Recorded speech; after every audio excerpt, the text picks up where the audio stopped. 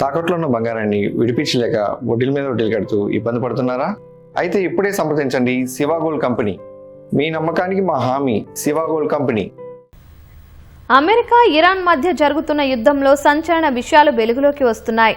Operation epic fury పేరుతో Iran సైన్యాన్ని దాదాపు నాశనం చేశామని శ్వేత సౌధం పదే పదే చెప్తున్నా ఆ ప్రకటనలో వాస్తవం లేదని శాటిలైట్ చిత్రాలు నిరూపిస్తున్నాయి. యుద్ధం ప్రారంభమైనప్పటి నుంచి ఇప్పటి వరకు ఇరాన్ జరిపిన దాడుల్లో ఏకంగా 20కి పైగా అమెరికా సైనిక స్థావరాలు తీవ్రంగా దెబ్బతిన్నట్లు అంతర్జాతీయ మీడియా కథనాలు పేర్కొన్నాయి. అసలు అగ్రరాజ్యానికి ఇరాన్ ఎలాంటి నష్టాన్ని మిగిల్చింది? క్షేత్రస్థాయిలో ఏం జరుగుతోంది? ఈ కథనంలో చూద్దాం. పశ్చిమాసియాలో యుద్ధ జ్వాలలు ఇప్పట్లో చల్లారేలా కనిపించడం లేదు. ఫిబ్రవరి నెలాఖరు నుంచి మొదలైన ఈ యుద్ధంలో అమెరికా, ఇజ్రాయెల్ దాడులకు ప్రతీకారంగా ఇరాన్ విరుచుకుపడింది.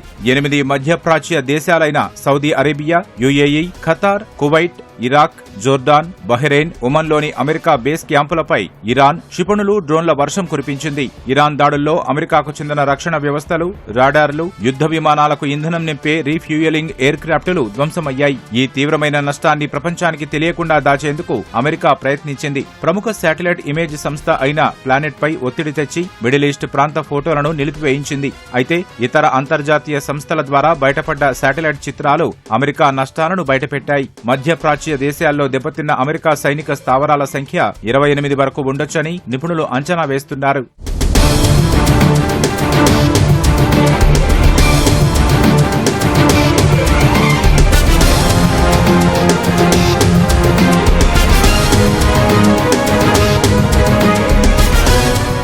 ఇరాన్ దాడుల్లో అమెరికా అత్యంత ఖరీదైన సైనిక సంపదను కోల్పోయినట్లు తెలుస్తోంది. యుఏఈలోని అల్ రువైస్, అల్ సాదర్ ఎయిర్ బేస్లతో పాటు జోర్డాన్లోని మువాఫాక్ సాల్టీ ఎయిర్ బేస్ లో ఉన్న 3 అత్యాధునిక థాడ్ యాంటీ బాలిస్టిక్ క్షిపణి వ్యవస్థలు ధ్వంసమయ్యాయి. ప్రపంచవ్యాప్తంగా అమెరికా వద్ద 8 థాడ్ క్షిపణి వ్యవస్థలే ఉన్నాయి. ఒక్కో థాడ్ క్షిపణి వ్యవస్థ తయారీ వ్యయం దాదాపు 9,500 కోట్ల రూపాయలు ఉంటుంది. దీన్ని ఆపరేట్ చేసేందుకు 100 మంది సైనికులు కావాలి. ఇందులోని ఒక్కో ఇంటర్సెప్టర్ క్షిపణి ధర $12.7 మిలియన్ ఉంటుంది.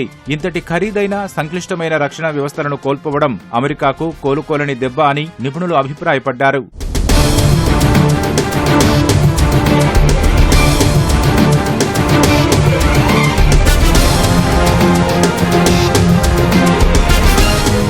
అమెరికా నష్టం అక్కడితో ఆగలేదు. సౌదీ అరేబియాలోని ప్రిన్స్ సుల్తాన్ ఎయిర్ బేస్ లో ఉన్న అమెరికా విమానాలపై కూడా ఇరాన్ గురిచూసి కొట్టింది. సుమారు $700 మిలియన్ విలువ చేసే అత్యంత ఖరీదైన ఈ 3 సెంట్రీ నిఘా విమానం ఒకటి దాడుల్లో ధ్వంసమైంది. కువైట్ లోని అలీ అల్ సలేం ఎయిర్ బేస్ తో పాటు క్యాంప్ ఆరిఫ్ జాన్లపై పలుమార్లు ఇరాన్ దాడులు చేసింది. అక్కడ ఇంధన నిల్వ కేంద్రాలు, శాటిలైట్ కమ్యూనికేషన్ టవర్లు దెబ్బతిన్నాయి. ఫిబ్రవరి నుంచి ఇప్పటి వరకు అమెరికాకు చెందిన F-15, F-35 fighter జెట్లు, 24 MQ-9 reaper డ్రోన్లు, ఒక A-10 అటాక్ విమానం సహా కనీసం 42 ఆయుధ పరికరాలు ధ్వంసమయ్యాయి. మే నెల నాటికే ఆపరేషన్ ఎపిక్ ఫ్యూరీకి అమెరికా 2.7 లక్షల కోట్ల రూపాయలు ఖర్చు చేసినట్లు పెంటగాన్ అంచనా వేసింది. ఇందులో అత్యధిక భాగం దెబ్బతిన్న పరికరాల మరమ్మతులకే సరిపోయినట్లు తెలుస్తోంది. ఓ పక్క అమెరికా బిలియన్ల డాలర్ల విలువైన ఆయుధాలను వాడుతుంటే ఇరాన్ మాత్రం చాలా చౌకైన, సులభంగా తయారు చేయగల డ్రోన్లను ఉపయోగించి అమెరికా ఆస్తులను ధ్వంసం చేసింది. ఒకవేళ యుద్ధం మళ్లీ తీవ్రరూపం దాల్చితే అమెరికా స్థావరాలు మరింత ప్రమాదంలో పడే అవకాశం ఉందని